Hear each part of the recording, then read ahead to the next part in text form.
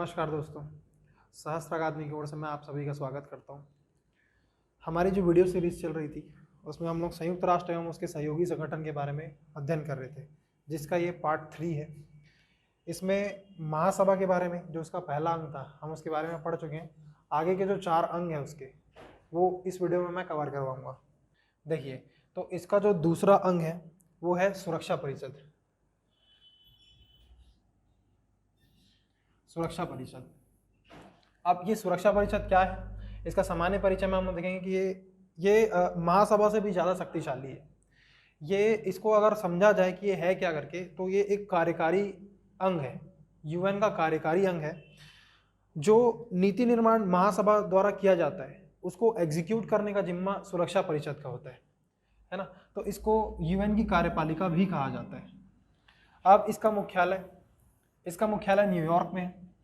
इसके सदस्य देश, अब इसके सदस्य देशों को आप समझिए कि जब इसकी शुरुआत हुई थी, मतलब 1945 में जब सुरक्षा परिषद का गठन हुआ था, तो इसमें 11 सदस्य थे। उसमें 5 स्थायी और 6 अस्थायी थे। 6 और 5 11। इसके बाद इसको 1965 में इसकी संरचना को चेंज किया गया और जो अस्थायी सदस्य थे उनकी संख्या को बढ़ाया गया। अब वर्तमान में अस्थायी सदस्य 10 है और स्थायी सदस्य 5 है, जिसको हम नेक्स्ट स्लाइड में देखेंगे कि कौन अस्थायी सदस्य है वर्तमान में और स्थायी सदस्य कौन है। देखिए, इसके अस्थायी सदस्य वर्तमान में इसके 10 अस्थायी सदस्य है, जिनमें अल्बानिया, ब्राज़ील, और ये गलत लिखा गया, ये गैबोन है, और ये घाना है, Bharat, Ireland, Kenya, Mexico, Norway और यूएई। इसके 10 वर्तमान में अस्थायी सदस्य ये है। इसके बाद इसके स्थायी सदस्य, जैसे कि आपको पता ही होगा, मैंने इसके प्रीवियस वीडियो में भी बताया था, चीन, रूस, फ्रांस, ब्रिटेन और अमेरिका इसके स्थायी सदस्य है। वीटो पावर समझाने से पहले मैं ये जो इसके अस्थायी सदस्य है इनकी नियुक्ति कैसे की जाती है और ये अस्थायी सदस्य कौन होंगे इसके बारे में थोड़ा डिटेल बताऊंगा। देखिए, ये जो अस्थायी सदस्य है, 10 अस्थायी सदस्य, इनका चुनाव एक तो महासभा के द्वारा किया जाता है। महासभा विश्व को 5 भागों में बांटती है। उसके बाद इनके अस्थायी सदस्यों को चुनती है, जिसमें एशिया और अफ्रीका महाद्वीप से 5 सदस्य होते हैं, पूर्वी यूरोप से 1, पश्चिमी यूरोप और अन्य देशों को मिलाकर के 2, लैटिन अमेरिका और कैरिबियन देश को मिला करके, यहाँ पर वो लिखा नहीं है, लैटिन अमेरिका और कैरिबियन देश को मिला करके 2 सदस्य यहाँ पर से लिए जाते हैं, है ना। तो ये जो हमारा आम सभा है, ये कुल सदस्य संख्या के 2/3 बहुमत से पारित करके अस्थायी सदस्यों की नियुक्ति करता है। ये जो अस्थायी सदस्य है 2 वर्षों के लिए चुने जाते हैं, 2 वर्षों के लिए। भारत वर्तमान में अस्थायी सदस्यों में से एक है। कुल 8 बार भारत को अस्थायी सदस्य बनाया जा चुका है। सुरक्षा परिषद का 8 बार भारत को सदस्य बनाया जा चुका है। वर्तमान में 21 बाई, जैसे कि मैंने आपको बताया। अब वीटो देखिए, वीटो जो स्थायी सदस्य है, चीन, रूस, फ्रांस, ब्रिटेन, अमेरिका, ये स्थायी सदस्य है, इनको वीटो प्राप्त है। अब ये वीटो पावर होती क्या है आप समझिए, ये एक नकारात्मक वोट करने की शक्ति है। आप करंट अपडेट होंगे तो अभी देखा होगा कि रशिया ने अपने वीटो का इस्तेमाल किया था। जो रशिया के खिलाफ अविश्वास प्रस्ताव लाया गया था उसमें रशिया ने अपने खिलाफ मतलब वोट नहीं दिया था। वोट नहीं देना ये वीटो है। मतलब अगर 5 स्थायी सदस्यों में 4 स्थायी सदस्य एक पक्ष में वोट करते हैं और एक जो स्थायी सदस्य है वो वोट नहीं कर रहा है, इसका मतलब वो जो निर्णय लिया जाना है, जो डिसीजन लिया जाना है, वो वहीं पर खत्म हो जाएगा। तो रशिया ने अपने वीटो का इस्तेमाल किया था और अपने ही खिलाफ अविश्वास प्रस्ताव को क्या कर दिया था, समाप्त करवा दिया था। तो वीटो पावर ये है। इसके बाद सुरक्षा परिषद के कार्य क्या होंगे, तो जो यूएन का कार्य है वो इसके भी कार्य होंगे। पहला, अंतर्राष्ट्रीय शांति एवं सुरक्षा को बनाकर रखना, अंतर्राष्ट्रीय विवादों को शांतिपूर्ण ढंग से सुलझाना। देखो, सुलझाना लिखा है मैंने। सुलझाने के लिए जो विचार विमर्श होगा वो महासभा में होता है, लेकिन उसको एग्जीक्यूट करने की जो शक्ति है, मतलब सुलझाएगा, वो सुरक्षा परिषद करेगा। आगे, किसी राष्ट्र पर जो अशांति और व्यवस्था को भंग करता है ना, जो अशांति उत्पन्न करता है और व्यवस्था को भंग करता है, उस पर कूटनीतिक दबाव बनाने का कार्य सुरक्षा परिषद का है।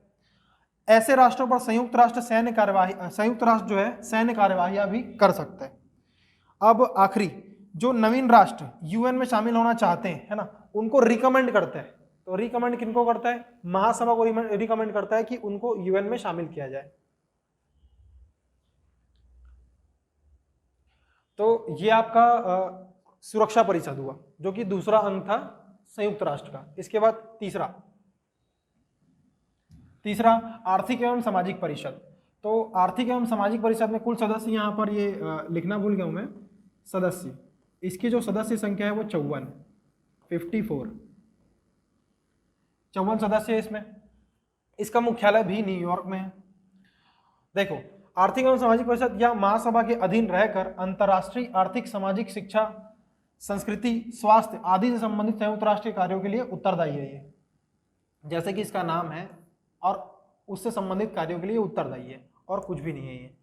सदस्य राष्ट्रों के चुनाव। अब ये जो 54 सदस्य है, ये कौन होंगे ये नेक्स्ट स्लाइड में बताऊंगा आपको। ये कैसे चुने जाते हैं? ये महासभा के 2/3 कुल सदस्य संख्या के 2/3 बहुमत से इनका चुनाव होता है। अब ये जो 54 सदस्य है ना, इनका चुनाव हर 3 वर्ष में 18 सदस्य चुने जाते हैं। 18 सदस्य चुने जाते हैं, मतलब इनका कार्यकाल जो है, मतलब प्रत्येक सदस्य का कार्यकाल 3 वर्ष का होगा, जिसमें 18 सदस्य हर साल रिटायर हो जाएंगे। तो 18 सदस्य का चुनाव हर 3 साल में होता है इसमें।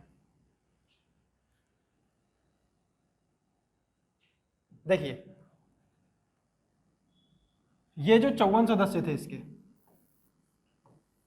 आर्थिक एवं सामाजिक परिषद के जो 54 सदस्य थे, इनको फिर से विश्व को कुछ रीजन्स में बांट करके इनका चुनाव किया जाता है, जिसमें से अफ्रीकी देश से 14, एशियाई देश से 11 और पूर्वी यूरोप से 6, लैटिन अमेरिकी देश और कैरेबियाई देश दोनों को मिलाकर के 10, पश्चिमी यूरोप एवं जो छूट गए, जो इतने बाकी बचे देश है, उससे 13, ऐसे करके इनका चुनाव होता है। अब इसका चौथा विंग, अंतर्राष्ट्रीय न्यायालय। देखिए ये क्या है?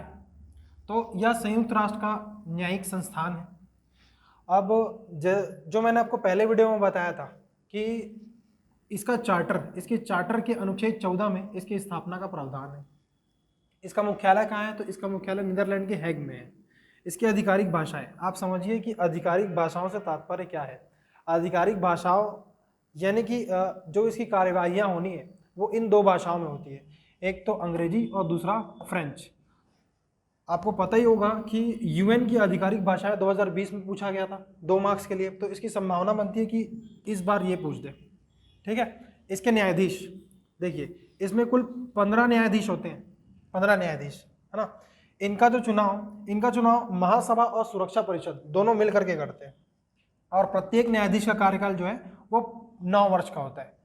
अब आप समझिए कि ये जो 15 न्यायाधीश है ना, इन 15 न्यायाधीशों में जो 5 न्यायाधीश होते हैं, ये 5 न्यायाधीश, मतलब इनके अंदर जो 5 न्यायाधीश होंगे वो स्थायी सदस्य राष्ट्रों के होते हैं। स्थायी सदस्य राष्ट्रों के ये 5 न्यायाधीश होते हैं। ये जो 15 न्यायाधीश हैं, इनकी 1/3 सीट यानी कि 5 सीट प्रत्येक 3 वर्षों में खाली हो जाती है। प्रत्येक 3 वर्षों में इसकी जो 5 सीट है वो खाली हो जाएगी। तो हर 3 वर्ष में 5 सीट के लिए इसका चुनाव होता है। जैसे कि मैंने आपको बताया चुनाव कैसे होगा, महासभा और सुरक्षा परिषद दोनों मिलकर के इसका चुनाव करेगी। इन न्यायाधीशों के अलावा इसमें अध्यक्ष और उपाध्यक्ष का भी प्रावधान होता है। अंतर्राष्ट्रीय न्यायालय में अध्यक्ष और उपाध्यक्ष का भी प्रावधान होता है, जिनका कार्यकाल 3 वर्ष का होता है। अब ये अध्यक्ष और उपाध्यक्ष को कौन चुनेगा? तो ये 15 न्यायाधीश इन अध्यक्ष और उपाध्यक्ष को चुनती है। वे भारतीय नागरिक जो अंतर्राष्ट्रीय न्यायालय में न्यायाधीश रह चुके हैं, तो कुल 4 न्यायाधीश अब तक के हुए हैं जो भारत की ओर से, मतलब भारत के नागरिक हैं जो अंतर्राष्ट्रीय न्यायालय में चुने गए थे। एक पहले तो BN राव है हमारे, नागेंद्र सिंह, रघुनंदन स्वरूप पाठक और दलवीर भंडारी। देखिए यूएन के चार्टर के अनुच्छेद 14 में अंतर्राष्ट्रीय न्यायालय का प्रावधान था, लेकिन इसके अलावा भी महासभा 1 जुलाई 2002 को एक अन्य न्यायालय, एक आपराधिक न्यायालय नाम से मतलब अंतर्राष्ट्रीय आपराधिक न्यायालय नाम से एक अन्य न्यायालय का भी गठन किया गया है इसमें, जिसका मुख्यालय वहीं नीदरलैंड के हैग में है। अब इसका काम क्या है?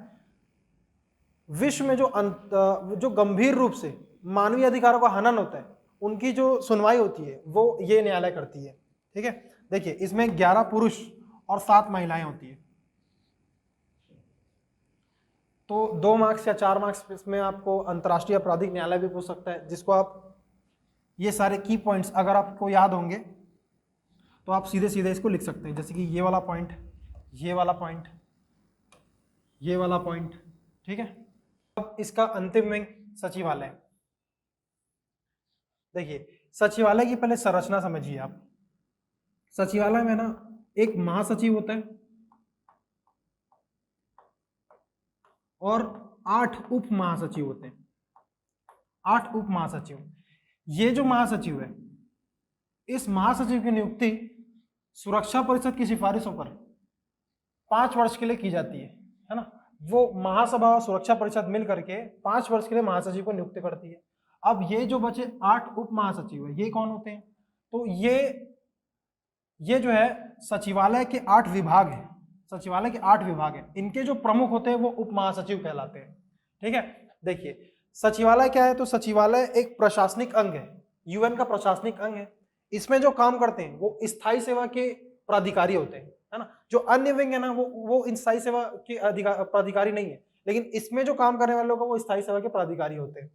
देखिए महासचिव को 2 कार्यकाल से अधिक के लिए नहीं चुना जाता, है ना। जैसे कि मैंने यहाँ पर लिखा कि किसी भी व्यक्ति को 2 कार्यकाल से अधिक के लिए नहीं चुना जाता। ये जो किसी भी व्यक्ति है वो महासचिव है।